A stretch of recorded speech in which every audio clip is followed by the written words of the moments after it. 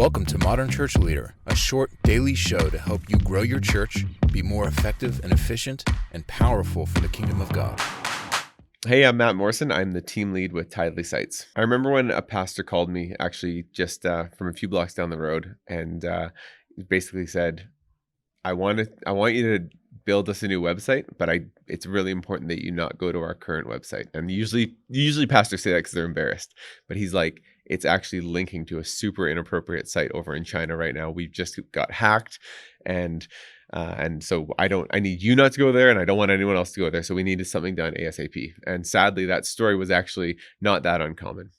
With so many websites out there, commonly built on WordPress, there's just a lot of vulnerabilities that can come with it because it's open source software, which means everyone has access to the code, which means all the holes in the software are also visible to people. And so it's sadly a bit too common that we get told from churches that they've been hacked in one way or another, and so that they need some help. And yeah, often this comes with churches that maybe take the cheaper option of hosting their own websites and also kind of managing their own code base, which, not a lot of churches have kind of that IT team or web developer on staff to keep things right up to date. And so web hosting and security are such an important part of making sure your website's secure, but also making sure that it works well the way it needs to. One of the challenges can just be budget. If it means paying a little bit more than you're currently paying, I think so often churches will try to find the cheapest option, but that can often have hidden costs. And so again, if it means that eventually your site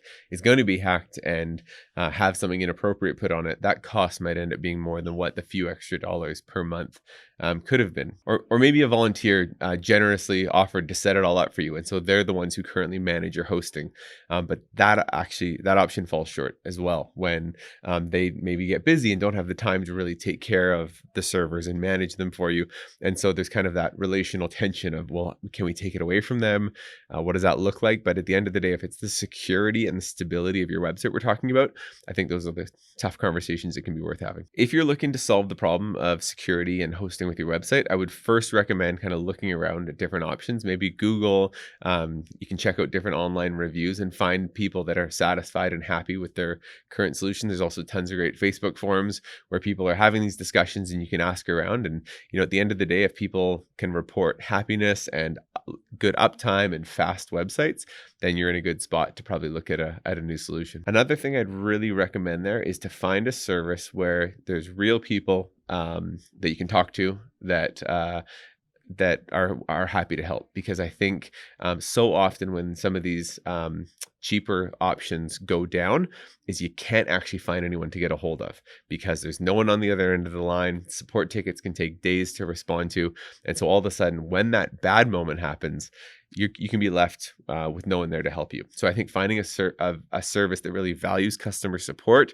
values having real people to talk to in the moments of crisis can be really, really important. I think one trap that a lot of churches can fall into, especially with some of the bigger companies that we would see out there, if it's in Facebook ads or we're seeing them on billboards, is some of these really large companies that just by sheer scale can charge a few dollars a month for their hosting services.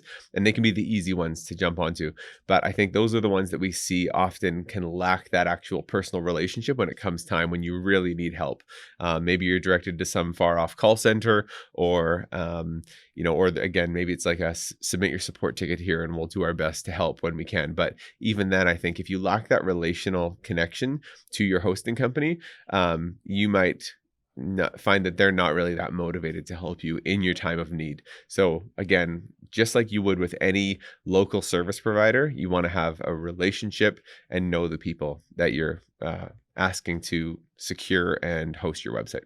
I think in regards to website hosting, it can be common to fall back to something we used to do many years ago of just everything we did ourselves. We set up our own hosting, we set up this, but we're just watching those services evolve a lot more now where you can actually be part of a website ecosystem where you actually are on a server with many other sites where through a service you subscribe to, you're actually taken care of. They're already looking after the hosting. They're looking after the security. And so they're not relying on you to take care of it yourself, because often, again, churches just don't have that IT person there who can make those regular updates.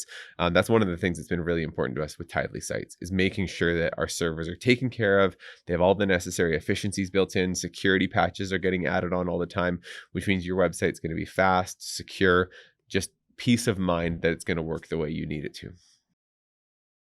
Thanks for listening. Please review Modern Church Leader on Apple Podcasts and visit our website for more resources at tithe.ly or follow the links in the show notes.